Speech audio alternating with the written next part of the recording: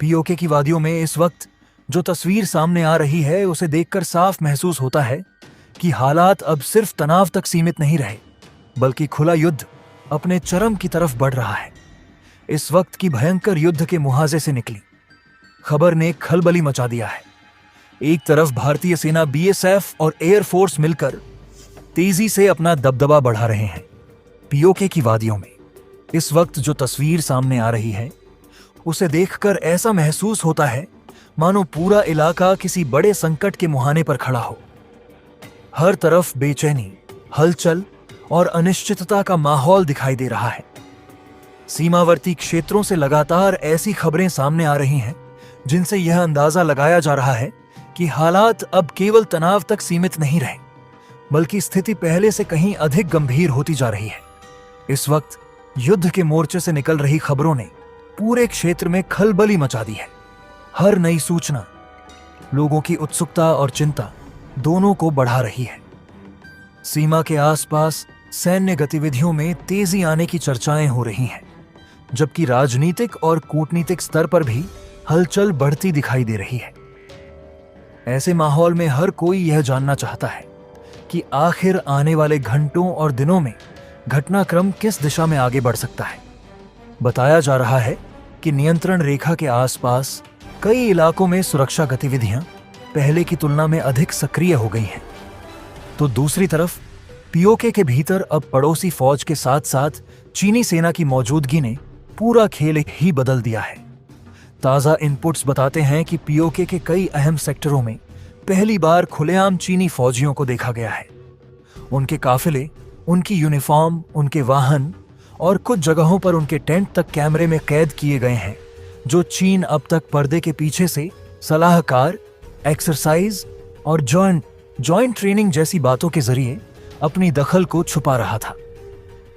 अब वही चीन खुलेआम पीओके की जमीन पर उतर चुका है। चीनी सैनिकों की मौजूदगी की खबर जैसे ही भारतीय सुरक्षा एजेंसियों तक पहुंची, वैसे ही दिल्ली से लेकर सीमा के हर मोर्चे पर अलर्ट का लेवल और ऊपर कर दिया गया। देर रात ही भारत ने अपने एक्शन को और ज्यादा भयानक और ज्यादा तेज कर दिया। यह कोई साधारण रिस्पांस नहीं था, बल्कि एक मैसेज था। अगर अब दो फौजें पीओके की जमीन से भारत को घेरने की कोशिश करेंगी, तो भारत भी 2 कदम आगे बढ़कर जमीन से, हवा से और टेक्नोलॉजी से जवाब देगा। इसी के तहत भारत ने बीएसएफ की एक नहीं, बल्कि कई बड़ी बटालियन को पीओके की दिशा में रवाना कर दिया है। नीलम घाटी वाले रूट से भी और 3 घाटियों वाले रूट से भी दोनों तरफ से भारी मात्रा में टुकड़ियां, साजो सामान, गोला बारूद, बख्तरबंद गाड़ियां, मोर्टार, हैंड हेल्ड मिसाइल और लॉजिस्टिक सपोर्ट तेजी से सीमा की तरफ बढ़ रहे हैं। नीलम घाटी, जो कुछ ही दिनों पहले तक भारत की सबसे बड़ी रणनीतिक जीत की निशानी बनी हुई थी, अगर अब दो फौजें पीओके की जमीन से भारत को घेरने की कोशिश करेंगी, तो भारत भी अपने सुरक्षा हितों को ध्यान में रखते हुए जमीन, हवा और आधुनिक तकनीक के स्तर पर जवाब देने की तैयारी करेगा। इसी दावे के साथ कई तरह की चर्चाएं और अटकलें सामने आ रही हैं कि सीमा से जुड़े इलाकों में सैन्य गतिविधियां तेज हो गई हैं। कहा जा रहा है कि बीएसएफ की कई टुकड़ियों को अलग अलग सेक्टरों की ओर भेजा जा रहा है, जबकि सेना और वायुसेना भी अपने अपने स्तर पर सतर्कता बढ़ाए हुए हैं। अब और बड़ा मोर्चा बन चुकी है। 3 घाटियां जिन पर भारत ने अपना मजबूत नियंत्रण बना लिया था, अब उन तीनों रास्तों को फुल स्केल मिलिट्री कॉरिडोर की तरह तैयार किया जा रहा है। इन रूट से न सिर्फ बीएसएफ बल्कि आर्मी की अग्रिम टुकड़ियां भी लगातार फॉरवर्ड लोकेशनों की तरफ मूव कर रही हैं। खबरें यह भी आ रही हैं कि कुछ इलाकों में अस्थायी एयर स्ट्रिप और एडवांस्ड हेलीपैड भी सक्रिय कर दिए गए हैं, ताकि जरूरत पड़ने पर हेलीकॉप्टर, ड्रोन और ट्रांसपोर्ट एयरक्राफ्ट भी फटाफट वहां सप्लाई पहुंचा सके। इसी बीच जैसे ही चीनी सेना के पीओके में उतरने की बात आधिकारिक तौर पर सामने आई, पड़ोसी मुल्क के तेवर अचानक बदल गए हैं। जो कल तक हर मंच पर सिर्फ बयानबाजी तक सीमित था, आज वही अब खुलेआम भारत को धमकियां दे रहा है। सबसे चौंकाने वाला बयान सामने आया है वहां के आर्मी चीफ जनरल मुनीर की तरफ से, जिन्होंने सीधे सीधे यह तक कह डाला कि भारत उनसे जीत नहीं सकता और अगर युद्ध की स्थिति आई तो वे परमाणु बम के इस्तेमाल से भी पीछे नहीं हटेंगे। यह शब्द सिर्फ एक बयान नहीं, बल्कि एक खतरनाक दिमाग की झलक है जो यह समझने को तैयार ही नहीं कि परमाणु हथियार कोई खिलौना नहीं, बल्कि पूरे क्षेत्र के विनाश का नाम है। जनरल मुनीर के इस बयान ने पूरी दुनिया के रणनीतिक हलकों को हिलाकर रख दिया है। न्यूज रूम से लेकर डिप्लोमेटिक गलियारों तक एक ही चर्चा। क्या वाकई पीओके की लड़ाई अब उस मोड़ पर आ चुकी है जहां परमाणु धमकी जैसे कार्ड खुलेआम मेज पर फेंके जा रहे हैं? लेकिन भारत ने इस बयान को भी उसी तेवर से लिया जिसका वह हकदार था। संयमित गुस्से और सख्त संकल्प के साथ भारत ने साफ कर दिया है कि ऐसी धमकियां ना तो पहली बार सुनी जा रही हैं, ना ही वे नई हैं, और ना ही इनसे भारत के फैसले बदलने वाले हैं। उल्टा इस तरह की बातों ने भारत को और ज्यादा सतर्क और तैयार कर दिया है। जनरल मुनीर की धमकी के चंद घंटों के भीतर ही एलओसी के लगभग पूरे आर्क पर हाई अलर्ट घोषित कर दिया गया। फॉरवर्ड पोस्टों पर अतिरिक्त जवान तैनात किए गए, निगरानी बढ़ाई गई। Night vision device, thermal image और सर्लिस ड्रोन लगातार निगरानी कर रहे हैं। लेकिन यदि किसी सैन्य नेतृत्व की ओर से परमाणु हथियारों जैसी संवेदनशील बातों का उल्लेख किया जाता है तो स्वाभाविक रूप से अंतर्राष्ट्रीय समुदाय की चिंता बढ़ जाती है। परमाणु हथियार किसी भी देश के लिए केवल प्रतिरोधक क्षमता का प्रतीक माने जाते हैं। उनका इस्तेमाल पूरे क्षेत्र और करोड़ों लोगों के लिए विनाशकारी परिणाम ला सकता है। इसलिए जब भी इस प्रकार के बयान सामने आते हैं, दुनिया भर के रणनीतिक विशेषज्ञ, सुरक्षा विश्लेषक और राजनयिक स्थिति पर करीब से नजर रखने लगते हैं। इसी बीच भारत की ओर से आधिकारिक स्तर पर लगातार यह संदेश दिया जाता रहा है कि राष्ट्रीय सुरक्षा से जुड़े मामलों में किसी भी चुनौती का सामना करने के लिए देश पूरी तरह तैयार है और सीमा पर आवश्यक सतर्कता बनाए रखी जाएगी। नियंत्रण रेखा एलओसी के संवेदनशील इलाकों में सुरक्षा व्यवस्था मजबूत करने, निगरानी बढ़ाने और जवानों को पूरी तरह सतर्क रहने के निर्देश दिए जा सकते हैं। आधुनिक निगरानी प्रणालियां, नाइट विजन उपकरण, थर्मल इमेजिंग सिस्टम और डियरसाह ड्रोन जैसी तकनीकों का उपयोग सीमावर्ती क्षेत्रों में गतिविधियों पर नजर रखने के लिए किया जाता है, ताकि किसी भी संभावित घुसपैठ या असामान्य गतिविधि का समय रहते पता लगाया जा सके। रक्षा विशेषज्ञों का मानना है कि सीमा पर सतर्कता बढ़ाना किसी भी तनावपूर्ण स्थिति में एक सामान्य और आवश्यक सैन्य कदम होता है। साथ ही भारत लंबे समय से यह रुख दोहराता रहा है कि राष्ट्रीय सुरक्षा और संप्रभुता से जुड़े मुद्दों पर किसी भी प्रकार के दबाव या धमकी से उसके नीतिगत निर्णय प्रभावित नहीं होंगे। दूसरी ओर अंतर्राष्ट्रीय समुदाय भी आमतौर पर यह अपेक्षा करता है कि दोनों परमाणु संपन्न देश संयम बरतें, तनाव कम करने के लिए संवाद का रास्ता अपनाएं और ऐसे बयानों से बचें जो क्षेत्रीय स्थिरता को प्रभावित कर सकते हैं। सुरक्षा मामलों के जानकारों का मानना है कि सार्वजनिक मंचों से दिए गए आक्रामक बयान कई बार राजनीतिक या मनोवैज्ञानिक संदेश देने के उद्देश्य से भी हो सकते हैं। इसीलिए उन्हें तथ्यों और आधिकारिक प्रतिक्रियाओं के साथ ही समझना चाहिए। किसी भी तनावपूर्ण माहौल में सबसे महत्वपूर्ण बात यह होती है कि निर्णय जिम्मेदारी और संतुलन के साथ लिए जाएं, क्योंकि सीमा पर रहने वाले नागरिकों की सुरक्षा, क्षेत्रीय शांति और अंतर्राष्ट्रीय स्थिरता सर्वोच्च प्राथमिकता होनी चाहिए। ऐसी परिस्थितियों में सरकारें आमतौर पर सैन्य तैयारी के साथ साथ कूटनीतिक संपर्क भी बनाए रखती हैं, ताकि किसी भी गलतफहमी या अनावश्यक तनाव को बढ़ने से रोका जा सके। जिन सेक्टरों में पहले स्थानीय स्तर की तनातनी थी, अब वहां भारी हथियारों की तैनाती भी साफ दिखने लगी है। वहीं भारतीय सेना के टैंक, आर्टिलरी गन और रॉकेट रेजिमेंट भी अपने अपने एलाइन सेक्टरों में एक्टिव मोड पर पहुंच गए हैं, ताकि किसी भी किस्म की हरकत का जवाब तुरंत और कई गुना ताकत से दिया जा सके। भारत ने सिर्फ जमीन पर ही नहीं बल्कि आसमान में भी अपनी ताकत का सिक्का और चमका दिया है। जम्मू कश्मीर, लद्दाख और उत्तर भारत के कई एयरबेस पर हाई मूवमेंट दर्ज की गई है। श्रीनगर एयरबेस, जम्मू एयरबेस, पठानकोट, अवंतीपुरा, उधमपुर, कई ऐसे बेस हैं जहां फाइटर जेट्स की लगातार मूवमेंट देखी जा रही है। सुखोई, मिराज, राफेल और मिग-29 जैसे लड़ाकू विमानों को एक्टिव स्क्वाड्रन मोड में रखा गया है, ताकि अगर पीओके के अंदर से या उसकी एड में किसी भी तरह की हवाई या मिसाइल चाल चली जाती है तो उसका मुंहतोड़ जवाब तुरंत दिया जा सके। एयरफोर्स के साथ साथ भारत के स्वदेशी और इंपोर्टेड ड्रोन भी अब फ्रंट लाइन मोड में आ रहे हैं। निगरानी करने वाले ड्रोन, सशस्त्र ड्रोन और विशेष रिकॉन सिस्टम, यह सब मिलकर पीओके के अंदर हो रही हर हलचल को रिकॉर्ड कर रहे हैं। कौन सी सड़क पर ट्रूप मूवमेंट बढ़ी, कहां नए टेंट लगे, किस इलाके में चीनी वाहन दिखे, किन ऊंचाइयों पर नए रडार या मिसाइल सिस्टम लगाए गए, इन सब का डाटा रियल टाइम में भारत के कंट्रोल रूम्स तक पहुंच रहा है। यानी अब दुश्मन सोचकर भी नहीं समझ सकता कि उसकी कौन सी चाल किस लेंस में, किस एंगल से और किस डाटा लॉक में कैद हो रही है। इधर भारत ने एक बहुत अहम कूटनीतिक बात भी साफ साफ दुनिया के सामने रख दी है। दिल्ली का संदेश है कि अगर पीओके को लेकर कोई विवाद है तो वह दो पक्षों के बीच है और दो ही पक्षों के बीच रहना चाहिए। भारत की नजर में यह सीधा सीधा भारत और पड़ोसी मुल्क के बीच का मुद्दा है।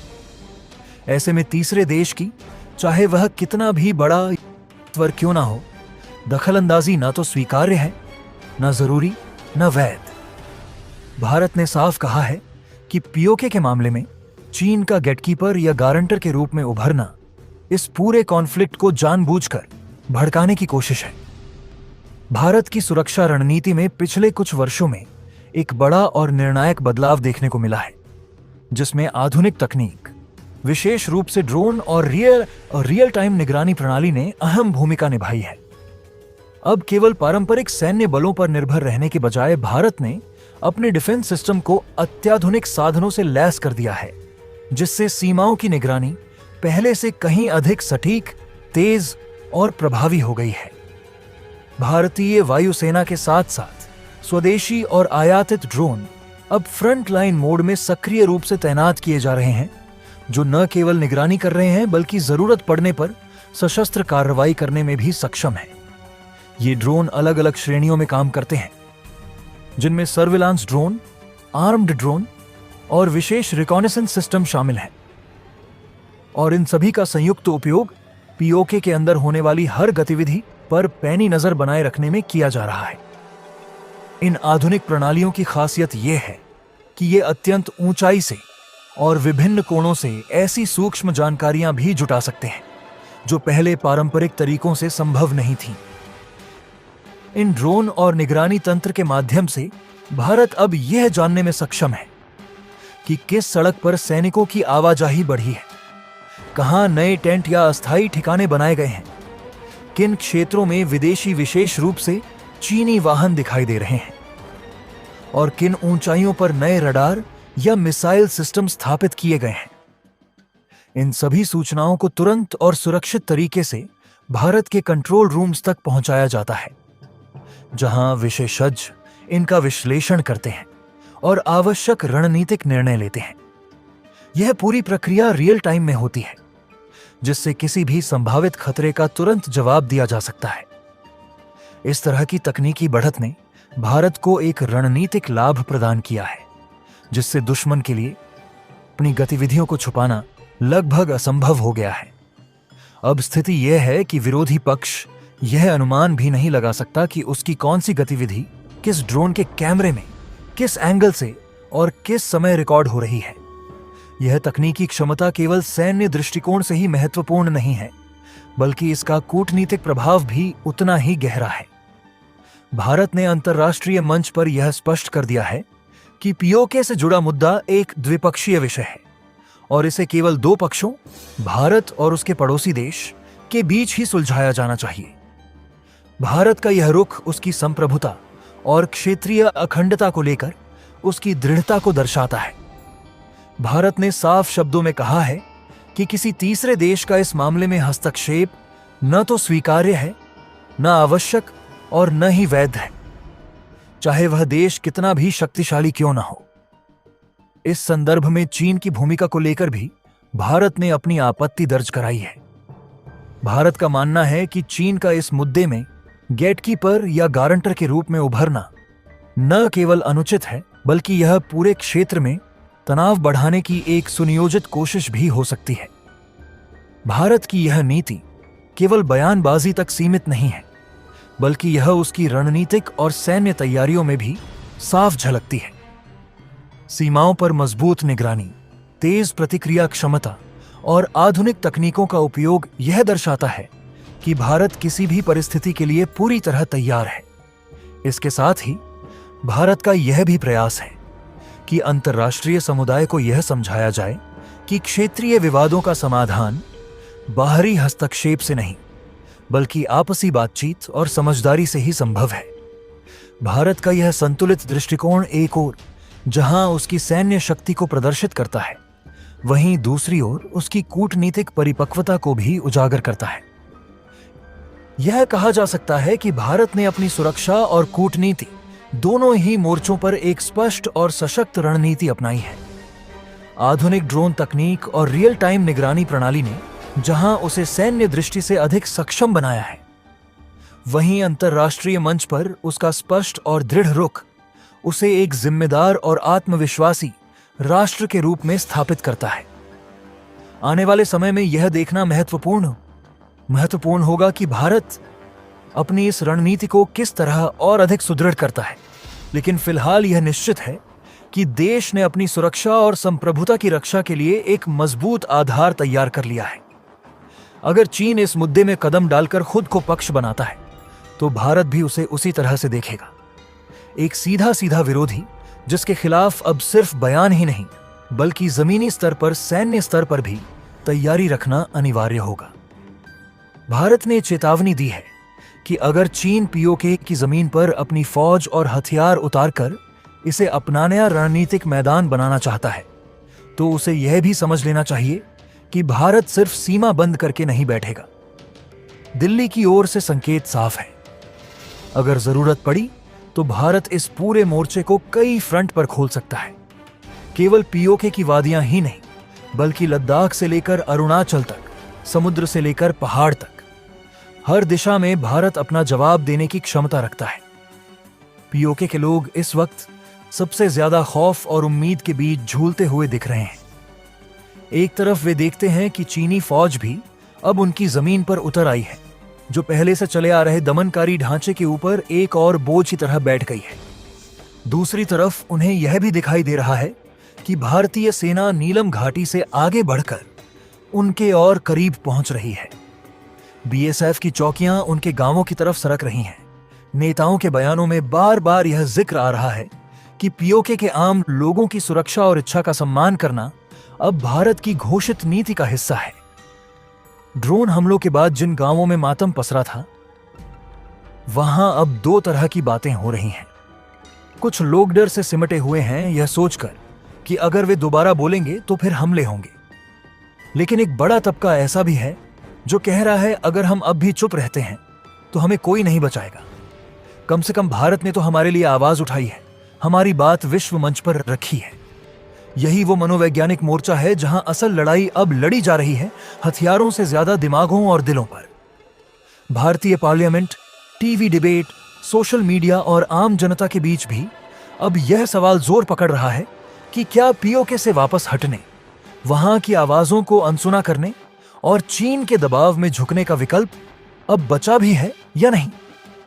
जनता का एक बड़ा हिस्सा यह मानने लगा है कि दशकों से जो अधूरा पन्ना इतिहास में दबा पड़ा था, अब उसी को पलटने का समय आ चुका है। जब पीओके के लोग खुद भारत की तरफ देख रहे हैं, जब उन पर ड्रोन और गोलियां बरसाई जा रही हैं, जब उनके ऊपर दो दो सेनाएं बैठी हैं, एक पड़ोसी की, एक चीन की, तब चुप रहना केवल कूटनीतिक चूक नहीं, बल्कि नैतिक विफलता भी होगी। संयुक्त राष्ट्र में चल रही बहसें अब और भी गर्म हो चुकी हैं। एक तरफ चीन और उसका समर्थक लॉबी यह दिखाने की कोशिश कर रहा है कि भारत एस्केलेशन कर रहा है, स्टेटस को बदल रहा है, जबकि असलियत यह है कि स्टेटस को नाम की चीज बची ही कहां है। छत में शांति के नाम पर जो कुछ सालों तक ढका रहा, अब वह पूरी तरह खुल चुका है। पीओके के अंदर ड्रोन, अत्याचार, दमन, जबरन गुमशुदगी और अब उस पर एक नई परत चीनी फौज की। भारत की प्रतिनिधि मंडली संयुक्त राष्ट्र में यह तर्क रख रही है कि अगर दुनिया वाकई मानवाधिकारों, आत्मनिर्णय और न्याय की बात करती है, तो उसे यह स्वीकार करना होगा कि पीओके के लोगों की आवाज सुनी जाए। ना कि उनके ऊपर मिसाइलें और ड्रोन बरसाए जाएं। भारत की सुरक्षा परिषद में मौजूद डेलीगेशन यह भी साफ कर रहा है कि कोई भी देश जो पीओके में चल रही दमनकारी नीतियों को नजरअंदाज करेगा और उल्टा पीड़ितों को ही कटघरे में खड़ा करेगा, वह इतिहास के सामने खुद कटघरे में खड़ा होगा। इधर कई देशों के अंदरूनी थिंक टैंक भी चेतावनी दे रहे हैं कि अगर पीओके में अब भी कुछ नहीं किया गया, अगर वहां के कश्मीरियों की असली मांगों पर ध्यान नहीं दिया गया, तो यह इलाका आने वाले सालों में सिर्फ भारत पड़ोसी का मसला नहीं रहेगा, बल्कि एक अंतर्राष्ट्रीय ज्वालामुखी बन जाएगा। संयुक्त राष्ट्र में इन दिनों जो बहसें चल रही हैं, वे न केवल कूटनीतिक स्तर पर तीखी होती जा रही हैं, बल्कि वैश्विक शक्ति संतुलन और मानवाधिकारों के प्रश्न को भी एक नए आयाम में प्रस्तुत कर रही हैं। एक ओर चीन और उसके समर्थक देशों की लॉबी लगातार यह नैरेटिव स्थापित करने की कोशिश कर रही है कि भारत क्षेत्र में तनाव बढ़ा रहा है और तथाकथित स्टेटस को बदलने की दिशा में कदम उठा रहा है। वहीं दूसरी ओर भारत यह स्पष्ट रूप से सामने रख रहा है कि जिस स्टेटस को की बात की जा रही है, वह वास्तव में अब अस्तित्व में ही नहीं है। बीते कुछ वर्षों तक शांति के नाम पर जो वास्तविकताएं दबाई जाती रहीं, वे अब खुलकर सामने आ चुकी हैं। पाकिस्तान अधिकृत कश्मीर, पीओके के भीतर जो हालात बन चुके हैं, वे किसी भी लोकतांत्रिक और मानवाधिकारों का सम्मान करने वाले समाज के लिए गंभीर चिंता का विषय है। वहां ड्रोन गतिविधियों का बढ़ना, आम नागरिकों पर अत्याचार, राजनीतिक दमन, जबरन गुमशुदगियां और असहमति की आवाजों को कुचलने के प्रयास अब किसी से छिपे नहीं हैं। इन सबके ऊपर एक नई परत के रूप में चीनी सैन्य उपस्थिति की खबरें भी अंतर्राष्ट्रीय समुदाय को चिंतित कर रही हैं, जो इस क्षेत्र को और अधिक जटिल और संवेदनशील बना रही हैं। भारत का प्रतिनिधिमंडल संयुक्त राष्ट्र में यह तर्क मजबूती से रख रहा है कि यदि अंतर्राष्ट्रीय समुदाय वास्तव में मानवाधिकारों, आत्मनिर्णय के अधिकार और न्याय जैसे मूलभूत सिद्धांतों में विश्वास करता है, तो उसे पीओके के लोगों की वास्तविक स्थिति को स्वीकार करना होगा और उनकी आवाज को मंच देना होगा। केवल राजनीतिक समीकरणों के आधार पर तथ्यों को नजरअंदाज करना न केवल नैतिक रूप से गलत है, बल्कि भविष्य के लिए खतरनाक भी साबित हो सकता है। भारत यह भी स्पष्ट कर रहा है कि पीओके के लोगों को उनके अधिकारों से वंचित रखना और उन पर दमनकारी नीतियां थोपना किसी भी रूप में स्वीकार्य नहीं है और इस पर अंतर्राष्ट्रीय स्तर पर गंभीर चर्चा और हस्तक्षेप की आवश्यकता है। सुरक्षा परिषद में मौजूद भारतीय प्रतिनिधि यह भी रेखांकित कर रहे हैं कि जो देश इस मुद्दे पर चुप्पी साधे हुए हैं या उल्टा पीड़ितों को ही दोषी ठहराने की कोशिश कर रहे हैं, वे इतिहास के सामने स्वयं कटघरे में खड़े होंगे। यह केवल एक क्षेत्रीय विवाद का प्रश्न नहीं रह गया है, बल्कि यह उस व्यापक सवाल से जुड़ा है कि क्या वैश्विक संस्थाएं वास्तव में न्याय और समानता के सिद्धांतों पर खड़ी हैं, या फिर वे राजनीतिक दबावों और शक्तिशाली देशों के हितों के अनुसार अपने रुख बदलती हैं। इसी बीच विभिन्न देशों के थिंक टैंक और रणनीतिक विश्लेषक भी चेतावनी दे रहे हैं कि यदि पीओके की स्थिति को अब भी गंभीरता से नहीं लिया गया और वहां के कश्मीरी लोगों की वास्तविक आकांक्षाओं और समस्याओं को नजरअंदाज किया गया, तो यह क्षेत्र आने वाले समय में एक बड़े अंतर्राष्ट्रीय संकट का केंद्र बन सकता है। उनका मानना है कि यह मुद्दा केवल भारत और उसके पड़ोसी देशों के बीच का विवाद बनकर नहीं रहेगा, बल्कि यह वैश्विक शांति और सुरक्षा के लिए एक चुनौती के रूप में उभर सकता है। इस संदर्भ में यह आवश्यक हो जाता है कि अंतर्राष्ट्रीय समुदाय निष्पक्षता और तथ्यों के आधार पर इस विषय को देखे, न कि पूर्वाग्रहों और रणनीतिक हितों के चश्मे से। भारत का रुख यह संकेत देता है कि वह न केवल अपनी संप्रभुता और सुरक्षा को लेकर सजग है, बल्कि वह क्षेत्रीय स्थिरता और मानवाधिकारों की रक्षा के प्रति भी प्रतिबद्ध है। अंततः यह बहस केवल कूटनीतिक शब्दों तक सीमित नहीं है, बल्कि यह उन लाखों लोगों के जीवन से जुड़ी है जो पीओके में रह रहे हैं और जिनकी आवाज अब धीरे धीरे वैश्विक मंचों तक पहुंच रही है। यह समय है जब दुनिया को यह तय करना होगा कि वह सच्चाई के साथ खड़ी होती है या फिर राजनीतिक सुविधा के साथ। क्योंकि आज लिए गए निर्णय आने वाले दशकों की दिशा तय करेंगे। धरती पर चल रही इस जंग का एक और चेहरा है साइबर और प्रोपेगेंडा वॉर। चीन और उसके साथी लगातार सोशल मीडिया और इंटरनेशनल प्लेटफॉर्म पर यह दिखाने की कोशिश कर रहे हैं कि पीओके में जो कुछ हो रहा है वह सिर्फ आतंकवाद विरोधी ऑपरेशन है, घरेलू मसला है। जबकि उसी वक्त वहां से भागकर निकले या किसी तरह अपनी आवाज बाहर तक पहुंचाने वाले लोग चिल्ला चिल्ला कर बता रहे हैं कि निशाना आतंकवादी नहीं और आतंकवादी दोनों में आम नागरिक हैं, जो बस इतना चाह रहे हैं कि उन्हें भी इंसान की तरह जीने दिया जाए। भारत ने इस साइबर वॉर के खिलाफ भी अपना मोर्चा संभाल लिया है। ग्राउंड रिपोर्ट, सैटेलाइट इमेज, नागरिकों के ऑडियो वीडियो बयान और इंटरनेशनल जर्नलिस्ट्स के जरिए भारतीय पक्ष यह दिखाने की कोशिश कर रहा है कि सच्चाई क्या है। कई स्वतंत्र मीडिया हाउस और ह्यूमन राइट्स संगठनों ने भी छिप छिपाकर मिली तस्वीरों और इनपुट्स के जरिए यह साबित करना शुरू कर दिया है कि पीओके के अंदर जो आग लगी है वह सिर्फ सीमा के एक तरफ की गलती नहीं, बल्कि दशकों की नाकाम नीतियों और ताजा ड्रोन हमलों की देन है। जमीन पर लौटें तो एलओसी इस समय शायद पिछले कई दशकों में सबसे ज्यादा विस्फोटक स्थिति में पहुंच चुकी है। फायरिंग, मोटा रॉकेट, स्नाइपर शॉट, सब कुछ एक साथ चल रहा है। कुछ सेक्टरों में तो हालत ऐसी है कि रातें लगभग दिन की तरह रोशन हो चुकी हैं, गोलियों, गोले और फ्लेयर्स की रोशनी में। लेकिन इस सब के बीच भारतीय जवान अपने मोर्चे पर डटे हुए हैं, यह जानते हुए कि यह सिर्फ सीमा की रक्षा की लड़ाई नहीं, बल्कि उन लोगों के लिए लड़ाई है जो उस पार बैठे भारत को आखिरी उम्मीद की तरह देख रहे हैं।